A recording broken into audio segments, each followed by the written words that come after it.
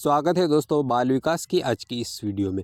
दोस्तों अगर आप किसी भी प्रकार की टीचर एग्ज़ाम की तैयारी कर रहे हैं, बाल विकास शिक्षा शास्त्र से जुड़े प्रश्नों में एक न एक क्वेश्चन इस वीडियो से आने की ज़्यादा से ज़्यादा संभावना। बढ़ते हैं दोस्तों आज के पहले प्रश्न की ओर। अभिप्रेरणा क्या है? दोस्तों आज के सारे प्रश्न अभिप्रेरणा से जुड़े होंगे। अभिप्रेरणा क्या है? तो अभिप्रेरणा किसी कार्य को करने की इच्छा शक्ति होती है। क्या होती है? अभिप्रेरणा किसी कार्य को करने की इच्छा शक्ति होती है। अगला प्रश्न, अभिप्रेरणा को सीखने का राजमार्ग बताया है। दोस्तों प्रश्न के अनुसार अभिप्रेरणा को सीखने का राजमार्ग किसने बताया? तो ये बताया स्किनर के द्वारा बताया गया। किसने बताया? स्किनर के अनुसार अभिप्रेरणा सीखने का राजमार्ग है। तीसरा प्रश्न दोस्तों, जिस लक्ष्य के प्रति पहले कोई आकर्षण नहीं था उसी लक्ष्य के प्रति कार्य करने की उत्तेजना अभिप्रेरणा कहलाती है। ये कथन किसका है? दोस्तों जिस लक्ष्य के प्रति पहले कोई आकर्षण नहीं था उसी लक्ष्य के प्रति कार्य करने की उत्तेजना को ही हम अभिप्रेरणा कहते हैं। ये परिभाषा दी थी बर्नार्ड के द्वारा दी गई। अगला दोस्तों, एक विद्यार्थी एक मेडिकल कॉलेज में दाखिला लेने के लिए कठिन परिश्रम करता है ताकि वो प्रवेश परीक्षा में उत्तीर्ण हो सके। विद्यार्थी किस प्रकार से अभिप्रेरित है? तो दोस्तों वो आंतरिक रूप से अभिप्रेरित है। किस प्रकार से? आंतरिक रूप से अभिप्रेरित है, क्योंकि वो मेडिकल कॉलेज में प्रवेश लेने के लिए आंतरिक रूप से कठोर परिश्रम कर रहा है। पांचवा प्रश्न दोस्तों, यदि कोई व्यक्ति आत्मसम्मान, सामाजिक प्रतिष्ठा और विशेष उपलब्धि की आकांक्षा रखता है तो उसके बारे में कहा जा सकता है। दोस्तों वो जो व्यक्ति है वो बाह्य रूप से अभिप्रेरित है। किस प्रकार से? वो व्यक्ति बाहरी रूप से अभिप्रेरित है। अगला प्रश्न दोस्तों, मोस्लो के आवश्यकता पदानुक्रम सिद्धांत के अनुसार कौन सी आवश्यकता सबसे अंत में पूरी होती है? दोस्तों मोस्लो के द्वारा अभिप्रेरणा के संबंध में सिद्धांत दिया गया जो आवश्यकता पदानुक्रम सिद्धांत कहलाता है। दोस्तों आवश्यकता पदानुक्रम सिद्धांत के अनुसार सबसे अंत में कौन सी आवश्यकता पूरी होती है? तो दोस्तों सबसे अंत में आत्म यथार्थता की जो आवश्यकता होती है ये पूरी होती है। अगला प्रश्न दोस्तों, मूल प्रवृत्ति का सिद्धांत किसने दिया? दोस्तों मूल प्रवृत्तियों का सिद्धांत विलियम मैकडूगल के द्वारा दिया गया है। इन्होंने 14 मूल प्रवृत्तियां बताई है।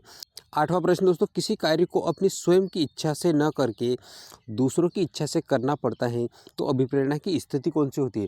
दोस्तों अपन किसी कार्य को अपनी स्वयं की इच्छा से न करके किसी दूसरे की इच्छा से करना पड़े ना, तो वो उस कंडीशन में जो अभिप्रेरणा की स्थिति होती है वो नकारात्मक स्थिति होती है। किस प्रकार की? नकारात्मक स्थिति होती है, क्योंकि कार्य अपनी इच्छा से नहीं किया जा रहा है। अगला प्रश्न दोस्तों, प्रेरणा छात्र में रुचि उत्पन्न करने की कला है। यह परिभाषा किसके द्वारा दी गई? दोस्तों यह परिभाषा दी थी थॉमसन ने। किसकी परिभाषा है ये? थॉमसन की। प्रेरणा छात्र में रुचि उत्पन्न करने की कला है, यह परिभाषा थॉमसन नामक मनोवैज्ञानिक के द्वारा दी गई। 10वां प्रश्न दोस्तों, प्रेरणा देने वाले घटक हैं।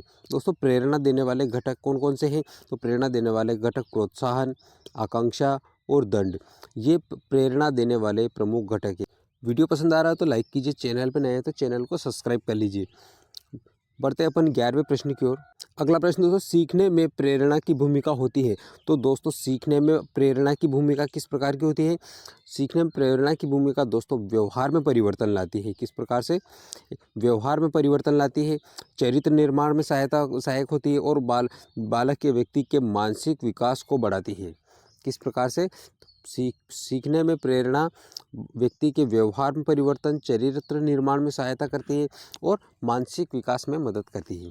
अगला प्रश्न दोस्तों 12वां प्रश्न, सीखने में प्रेरणा का स्थान अत्यंत महत्वपूर्ण है क्योंकि इससे बालक को क्या होता है? दोस्तों सीखने में अभिप्रेरणा जो या प्रेरणा जो होती है उसका महत्वपूर्ण स्थान होता है, क्योंकि इससे बालक में अनुशासन की भावना का विकास होता है। किससे होता है? प्रेरणा से अनुशासन की भावना का विकास होता है। 13वां प्रश्न दोस्तों, अधिगम में अभिप्रेरणा का क्या महत्व है? दोस्तों अधिगम में अभिप्रेरणा के महत्व की बात करते हैं तो अभिप्रेरणा जो है वो सीखने के लिए छात्रों में उत्सुकता उत्पन्न करती है, कार्य करने के लिए आंतरिक रूप से ऊर्जा प्रदान करती है और नैतिक मूल्यों को बढ़ावा देती है। अभिप्रेरणा जो होती है वो सीखने के लिए, अधिगम के लिए उत्सुकता प्रदान करनी, सतर्कता प्रदान करती है, आंतरिक ऊर्जा प्रदान करती है कार्य करने के लिए और नैतिक मूल्यों को बढ़ावा देती है। 14वां प्रश्न दोस्तों, बालकों को पढ़ाते वक्त किस बात पर बल देना चाहिए? दोस्तों बालकों पर पढ़ाते वक्त उसकी विषय वस्तु को समझाने पर सर्वाधिक बल दिया जाना चाहिए। किस पर बल दिया जाना चाहिए? उसकी विषय वस्तु को समझाने पर सबसे अधिक बल दिया जाना। अगला दोस्तों, प्राथमिक विद्यालय शिक्षक को अपने शिक्षार्थियों को अभिप्रेरित करने के लिए किस रणनीति को अपनाना चाहिए। दोस्तों, प्राथमिक शिक्षक जो होते हैं, प्राथमिक विद्यालय के शिक्षक को अपने बालकों को अभिप्रेरित करने के लिए उन्हें उनकी रुचि के अनुसार अपने लक्ष्य निर्धारित करने और उन्हें पाने के माध्यम में मदद, बालकों की उनकी रुचि के अनुसार जो उनके लक्ष्य है उन्हें पाने के लिए उन्हें मदद करना चाहिए, उनके माध्यम में सहायता करना चाहिए। 16वां प्रश्न दोस्तों, आवश्यकता पदानुक्रम सिद्धांत किसने दिया। अभिप्रेरणा के संबंध में आवश्यकता पदानुक्रम जो सिद्धांत है ये मोस्लो के द्वारा दिया गया। मोस्लो ने दोस्तों, अब्राहम मोस्लो इनका पूरा नाम है, अब्राहम मोस्लो ने दोस्तों आवश्यकता पदानुक्रम का सिद्धांत दिया और इसे 8 विकासात्मक अवस्था के प्रतिमान के नाम से भी जाना जाता है। किस नाम से? 8 विकासात्मक अवस्था प्रतिमान के नाम से भी जाना जाता है। तो दोस्तों, वीडियो पसंद आए तो लाइक कीजिए, चैनल पे नए तो चैनल को सब्सक्राइब कर लीजिए।